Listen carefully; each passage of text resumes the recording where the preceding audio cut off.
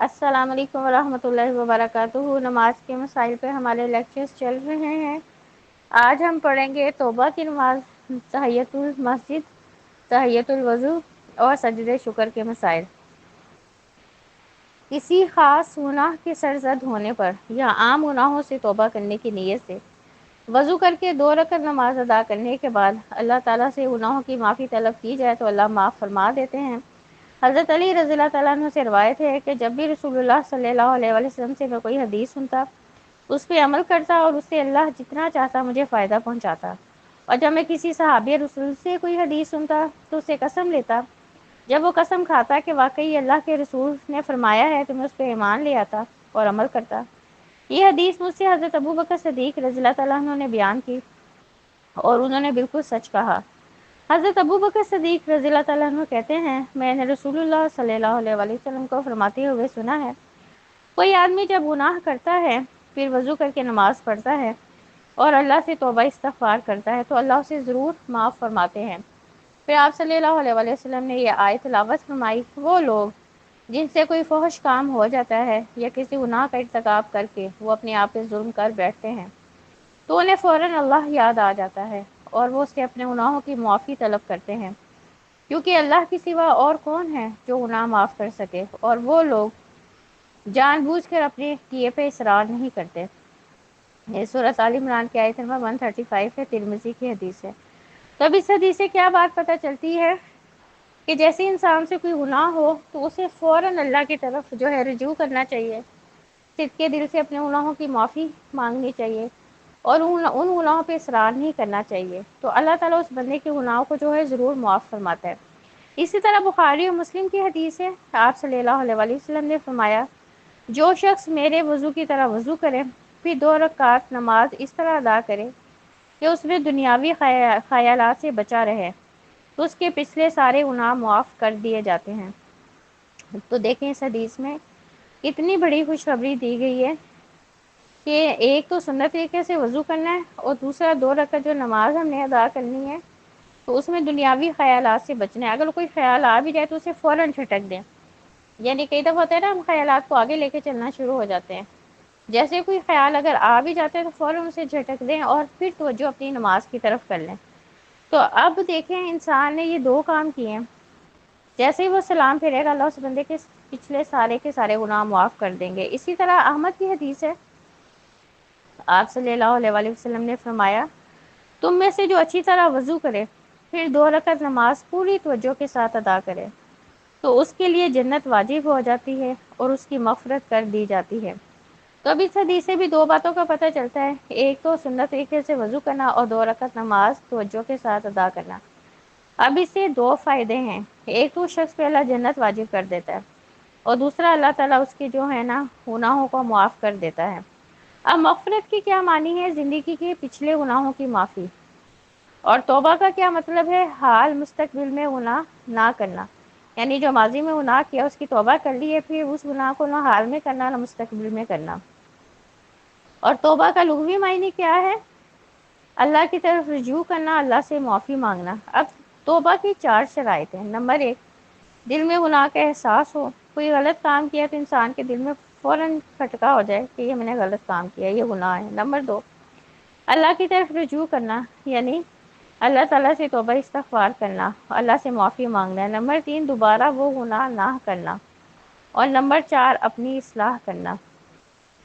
تو یہ جو 4 شرائط جس توبہ میں یہ پائی جاتی ہے نا وہ توبہ اللہ کے ہاں قبول ہوتی ہے۔ یہ نہیں ایک طرف استغفار کرتے رہیں اور مسلسل گناہ کرتے رہیں، نہیں، پھر اس گناہ کو بھی چھوڑنا ہے، حال میں بھی اس گناہ سے بچنا ہے، مستقبل میں بھی خود کو اس گناہ سے بچانا ہے، اور پھر اپنی اصلاح بھی کرنی ہے۔ حقوق اللہ کے معاملے میں نماز نہیں پڑھتے ہیں، نمازوں میں ریگولر ہو جائیں، استطاعت ہے حج نہیں کرنے گے حج کرنے چلے جائیں، اور کسی انسان پہ ظلم کیا، زیادتی کی، اسے جا کے معافی مانگے، تو اصلاح کرنا بھی جو ہے نا وہ ضروری ہوتا ہے۔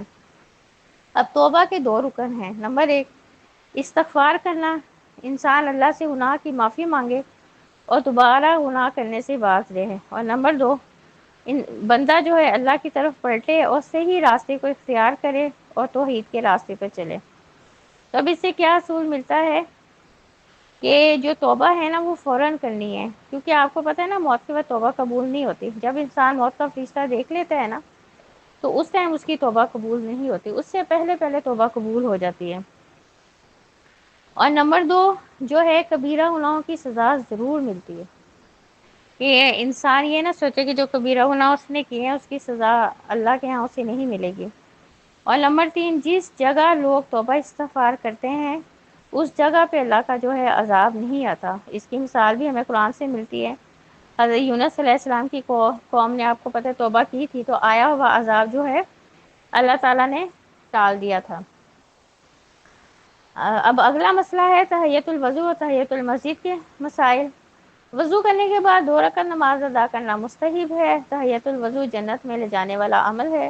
حضرت ابو ہریرہ رضی اللہ تعالیٰ عنہ کہتے ہیں رسول اللہ صلی اللہ علیہ وسلم نے ایک روز نماز فجر کے بعد حضرت بلال سے پوچھا، اے بلال، اسلام لانے کے بعد تمہارا وہ کون سا نفلی عمل ہے جس پر تمہیں بخشش کی بہت زیادہ امید ہو؟ کیونکہ آج رات میں نے جنت میں اپنے آگے آگے تمہارے چلنے کی آواز سنی ہے۔ حضرت بلال رضی اللہ تعالیٰ عنہ نے عرض کیا، میں نے اس سے زیادہ امید افزا عمل تو کوئی نہیں کیا کہ دن رات میں جب بھی وضو کرتا ہوں اور جتنی اللہ تعالیٰ کو منظور ہو نماز پڑھ لیتا ہوں۔ یہ بخاری اور مسلم کی حدیث ہے۔ تو اس حدیث سے کیا بات پتہ چلتی ہے؟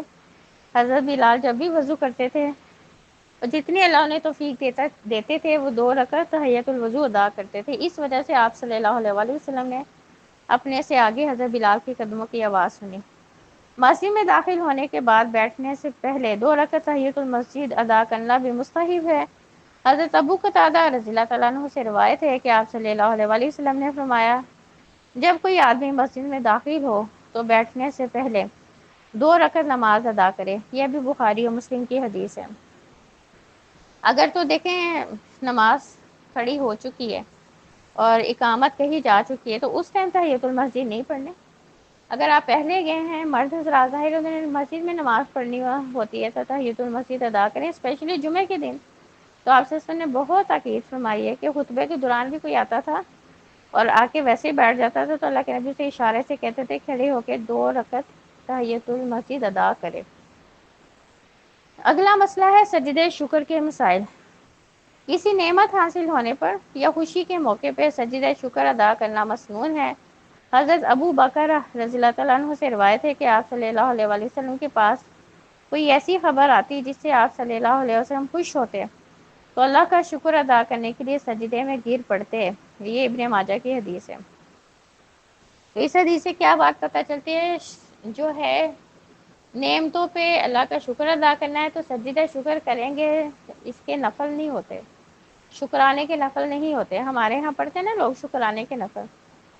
تو اب آپ سے کیا عمل کرتے تھے؟ کوئی اچھی خبر ملتی، خوشی کی خبر ملتی تو اللہ کا شکر ادا کرتے اور فوراً سجدے میں چلے جاتے اور اللہ کی حمد و ثنا بیان کرتے۔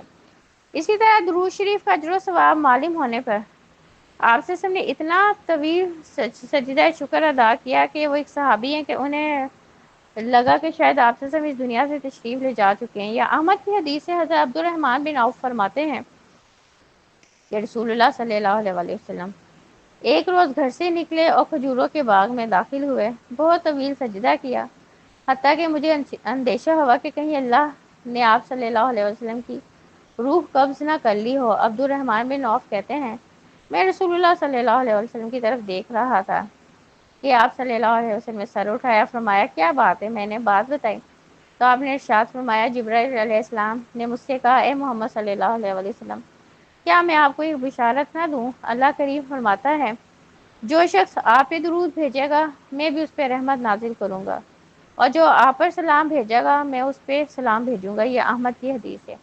تو اب اس حدیث سے بھی کیا بات پتہ چلتی ہے کہ آپ صلی اللہ علیہ وسلم نے اتنا اس بات پہ لمبا سجدہ کیا کہ عبد الرحمن بن عوف کو محسوس ہوا کہ شاید آپ سے اس دنیا سے تشریف لے گئے ہیں۔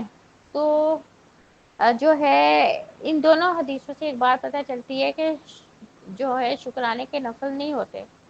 کوئی نعمت ملی فوراً سجدے میں جائیں، جتنی مرضی اللہ کی حمد و ثنا بیان کریں۔ یہ آپ صلی اللہ علیہ وسلم کی سنت ہے۔ اللہ تعالی ہمیں سنت طریقے سے جو ہے نماز پڑھنے کی توفیق دے، آمین۔ ربنا تقبل منا انك انت السميع العليم وتب علينا انك انت التواب الرحيم سبحان ربك رب العزة عما يصفون وسلام على المرسلين والحمد لله رب العالمين السلام علیکم ورحمۃ اللہ وبرکاتہ.